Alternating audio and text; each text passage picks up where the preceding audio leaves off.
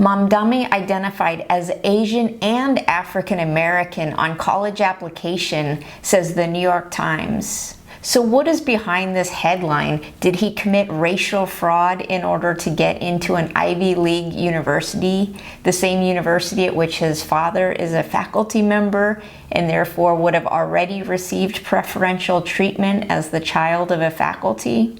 And what kind of ideology is this headline supporting? What is behind it? What is the purpose of putting this type of information out there in the infosphere?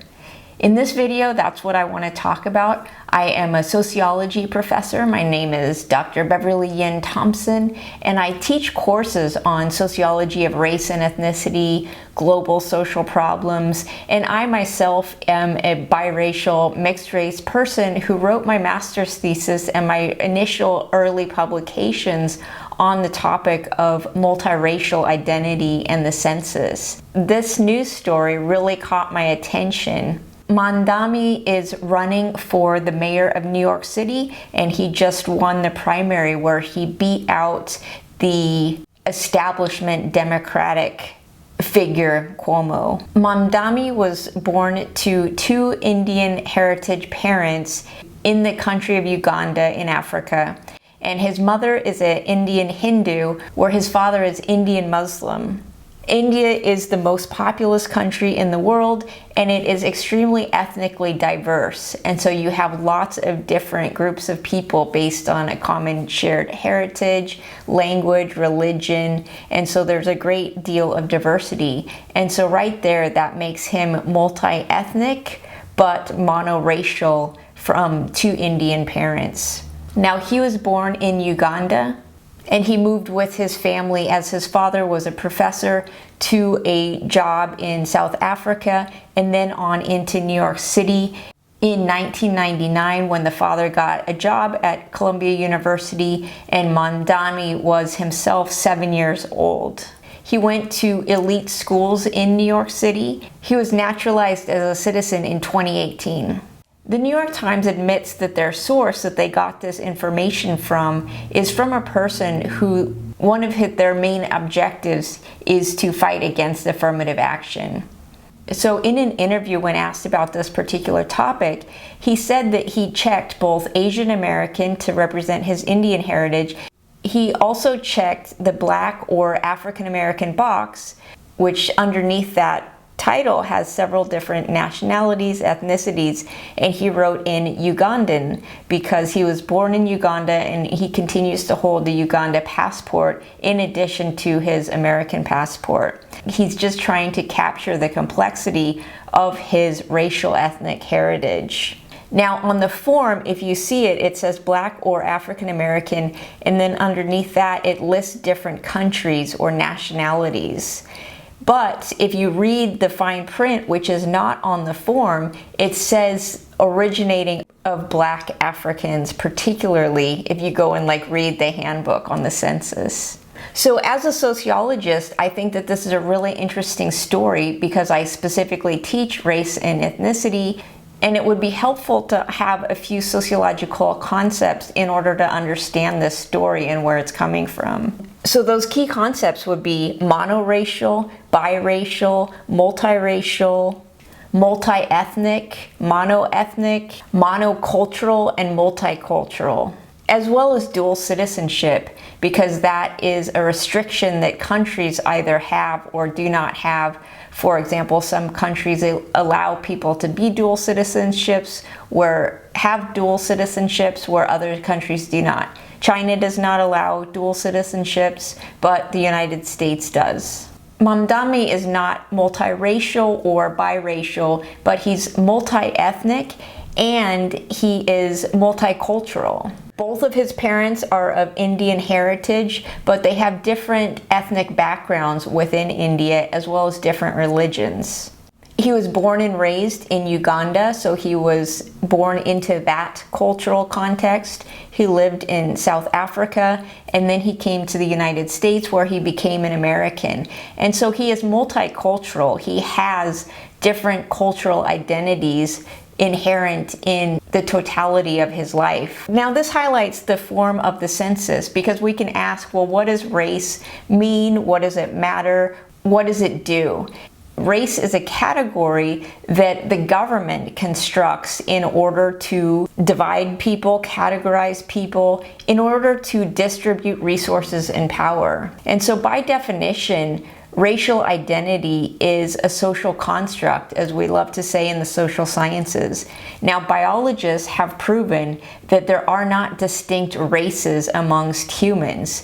We're all more similar than different, and so therefore race is a social category. And we really see that in the United States Census, because for every single census that was developed, it's always changing. And so it just reflects the social context of our society rather than any kind of biological reality. And so it's really interesting, the changes in the census, the changes in the language, the categories, the clarifications. And you can understand that they're trying to get these big numbers, they're trying to keep it as simple as possible. So only beginning in the year 2000 were multiracial people, biracial people, allowed to check more than one box. Before that, it said check one box only. And so people like me who have two races have to pick one or select the box that says other.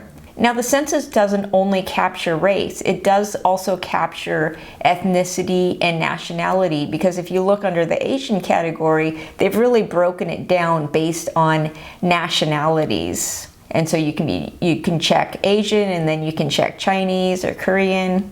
So what is the purpose of putting this article out there, this kind of information out into the world? It simply reads as a way to try to discredit this candidate that the establishment is afraid of, because he's very focused on issues that really affect regular people. The housing prices, healthcare, food access, and so on. Mamdani has worked with nonprofit organizations that were specifically trying to help people fight their evictions, and so he really was up close and personal, witnessing the experience of people getting ejected and evicted from their homes. Of course, we can expect that Republicans are going to try to discredit the candidate of the opposing party, but what is also disheartening is that the Democrats themselves really push their centrist establishment candidates that are pro-business, friendly towards business, and they really push aside their progressive or far-left candidates. And so that's what's happening in this case.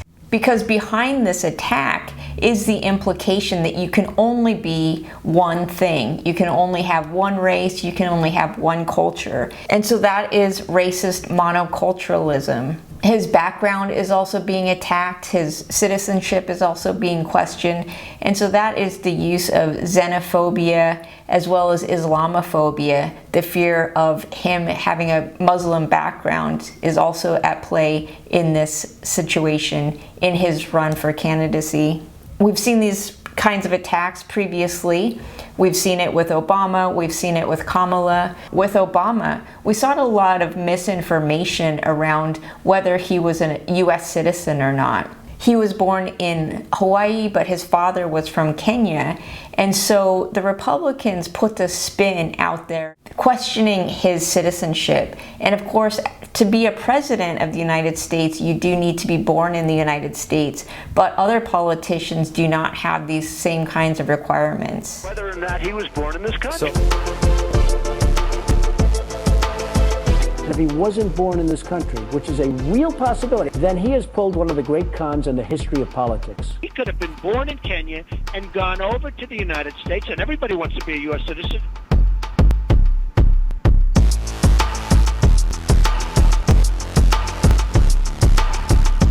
And so this became a huge distraction during Obama's run for the presidency.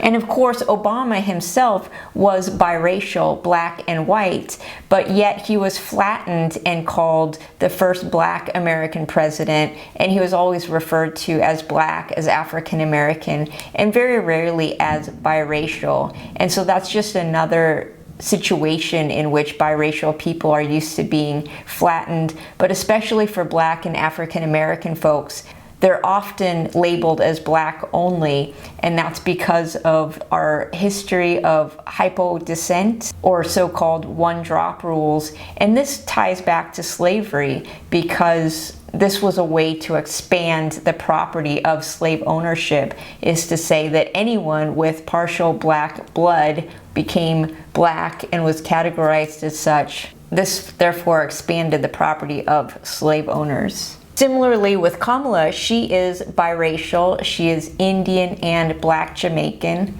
Trump challenged her racial identity by basically implying that she used to identify as Asian and now she transitioned into identifying as black, and therefore implying that this was a political strategy and tactic in order to win over black votes. Sir, do you believe that Vice President Kamala Harris is only on the ticket because she is a black woman? Well, I can say no, I think it's maybe a little bit different. So I've known her a long time indirectly, not directly very much, and she was always of Indian heritage, and she was only promoting Indian heritage. I didn't know she was black until a number of years ago when she happened to turn black, and now she wants to be known as black. So I don't know, is she Indian or is she black? She has always identified as a black woman. She went to a historically black college. I respect either one, but she obviously doesn't. And so this was a big distraction as well during her campaigning.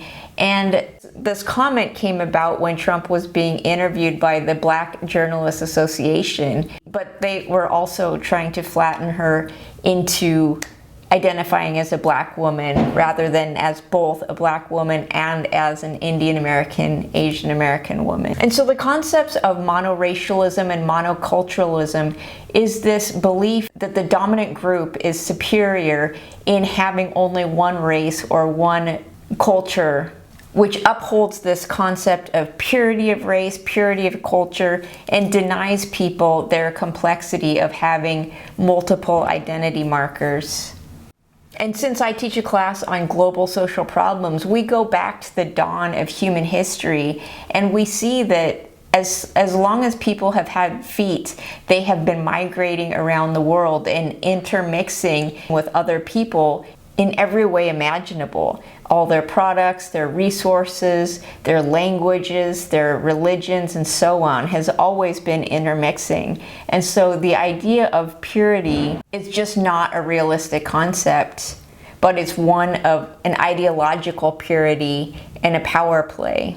So biracial, multiracial people face a particular type of racism, which is monoracialism. Overall, all of this is just a distraction from the political points that Mamdani is trying to talk about, which is the inequalities that people are experiencing and how he wants to fight for more affordable housing and other resources for New Yorkers. This news story was interesting to me because it really demonstrates the need for a public sociology, and that sociology can be useful in order to understand what's happening in our current environment. In the interest of becoming a public sociologist, I've moved some of my courses to Patreon, such as Sociology of Race and Ethnicity, Sociology of Global Social Problems, Sociology of Tattoo Culture, so that this information can be available to the public.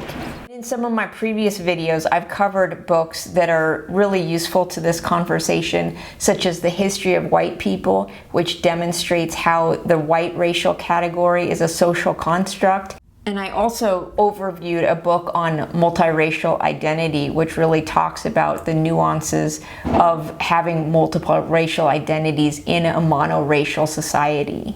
So I hope you join me over on Patreon or YouTube to talk more about the sociology of race and ethnicity or other social problems topics. And I would love to hear from you too about how you have been able to apply your sociological imagination to what's going on in the world today.